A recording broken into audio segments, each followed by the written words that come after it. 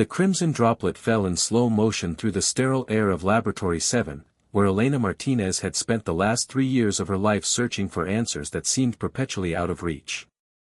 Her modified DNA scanner hummed quietly in the background as she watched the blood sample, taken from the mysterious patient in Ward 12, settle into the analysis chamber.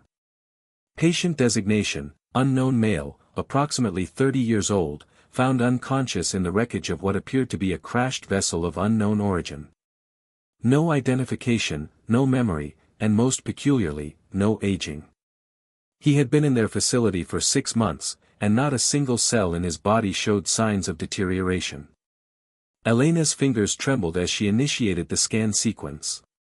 The government had classified this research at the highest levels, and she was one of only 3 scientists cleared to work on the case. The other 2 had requested transfers after witnessing some of the patient's more unusual episodes, moments when his eyes would glow with an otherworldly light, when the temperature around him would drop by 20 degrees, when he would speak in languages that predated human civilization. The scanner beeped, indicating completion. Elena leaned forward, her breath fogging the display screen as she studied the molecular structure that appeared. What she saw defied every law of biology she had ever learned. His DNA wasn't entirely human.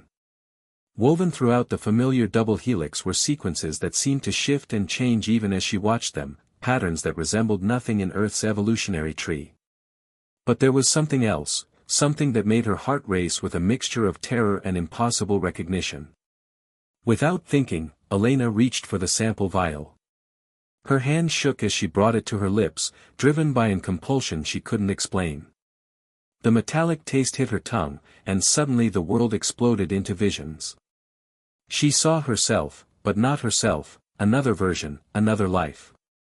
She was standing in a vast chamber filled with stars, wearing robes of deep purple that moved like liquid in zero gravity. Before her stood the same man from Ward 12, but his eyes held memories of millennia, and around his form crackled energy that could reshape reality itself. "You found me," he was saying in that other vision. "Across time, across dimensions, you always find me." "As you find me," her other self replied. "But this time will be different. This time I won't let you destroy everything." The vision shattered as Elena collapsed to the laboratory floor, the vial rolling away from her trembling fingers. But the taste remained, and with it came knowledge that felt both ancient and terrible.